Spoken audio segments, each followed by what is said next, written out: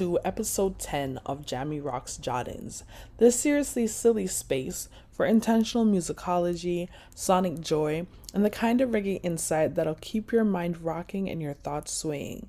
I'm your host, Jammy Rock, aka Raquel Bernard. Let's jam our way into threading together central themes that emerge from four standout pieces by Kezia Page, Alexandria Miller, Chude-Sokei, and Kwame Dawes. Their scholarship helps us unravel the intricate tapestry of reggae, Rasta, dancehall, and the new sound systems revolutionizing Jamaica's musical and socio-political climate. So let's kick things off with Kezia Page, thinking about the Reggae Revival, movement, community, and crisis. Our first act features Page's Bongo Futures, the Reggae Revival, and its genealogies. Page shows that what's popularly described as a revival isn't merely a nostalgic musical movement, but a deeply rooted social response to Jamaica's ongoing crises, political, economic, and cultural. Through artists like Protege and Chronics, we see reggae repositioned as a global language of resistance, spirituality, and critique of neoliberal structures. The revival is colored by Rastafari, but stretches beyond it, incorporating art, poetry, and new forms of community that challenge Jamaica's social hierarchies and hybridity. Importantly, Page highlights how the revival grapples with its very identity, caught between the traditions of roots reggae, the gritty realities exposed by dancehall, and the desire to project a future not locked in replication but bursting with new inclusive possibilities. Here, music blurs with art, activism meets spirituality, and both class and global politics are unfurled in one collective, if contested, movement. Let's shift things over now. Let's segue smoothly into Lioness Order, Women's Voices Rising, with Alexandria Miller's Lioness Order. It throws the spotlights on a revolutionary undercurrent, the surge of women artists taking center stage in reggae's newest wave. For decades, women were relegated to the background. Think of the I3s as backup to Bob Marley. But the post-millennial reggae revival brings powerhouses like Janine, Kalissa to the front. And I would add that although the I3s were backup to Bob Marley, they all had their own solo careers in their own right. Marcia Griffiths, Judy Mowat, and Rita Marley have excellent catalogs that everybody should think about, and they set the stage for the current powerhouses like Janine and Kalissa. Their work reimagines Caribbean womanhood, blending Rastafari, Afrocentricity, and feminism into anthems of empowerment, self-knowledge, and activism. This Lioness Order does more than add voices. It changes the rhetoric of resistance.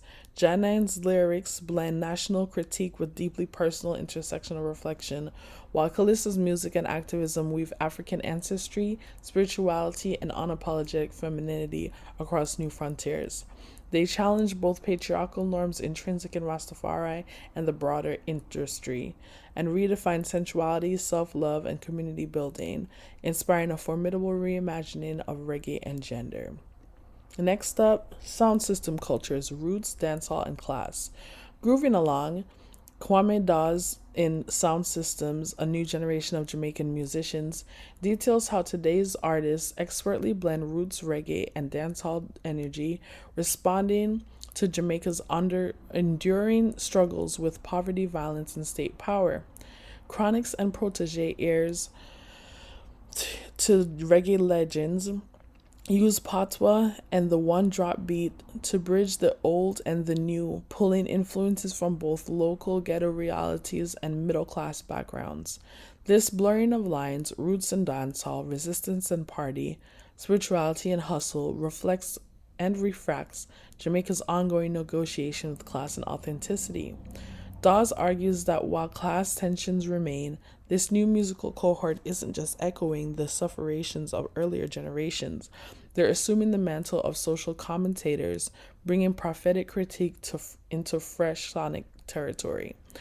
Their embrace of both tradition and innovation puts the spotlight back on community and social justice, even as the legacy of reggae is continually remixed in the vibrant chaos of Jamaican sound systems.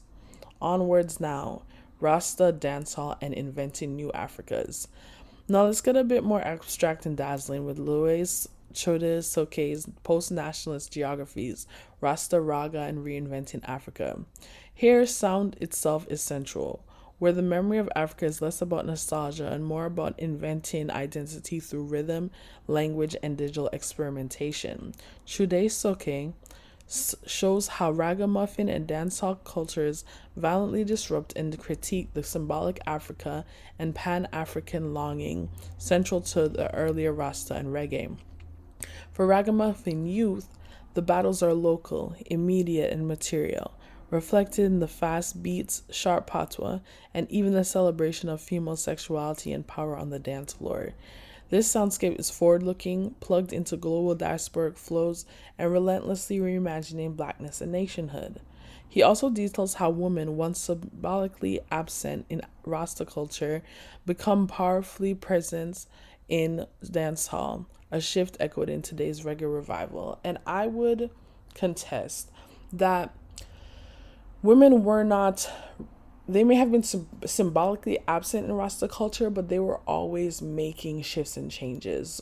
There's a book by Lake, scholar Lake, who talks about how early Rasta women were doing a lot of womanist work in their preaching, in their as like when they were on trial for various things. And she kind of traces how Rasta preachers like Miriam Lennox would really push forth womanist ways of thinking and like bring up genealogies that center Empress Menen for example, and emphasize the feminine part of Jah. And so I just want to put that little pivot right there. So far from the romance of Mama Africa, the contemporary scene sees women's bodies and voices shaping new modes of power, agency, and cultural identity. So, what ties these themes together? Across all four works, we find Jamaican music and identity in flux. The Reggae Revival rekindles spiritual and radical traditions, but refuses to stand still.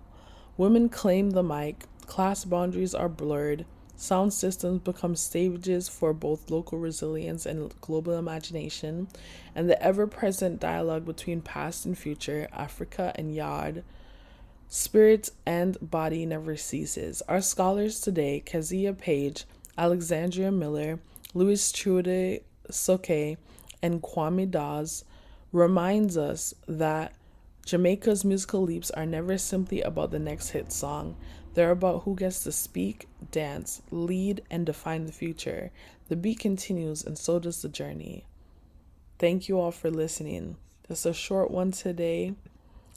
Be sure to check out my song, Write Your Name. I'm really excited about it.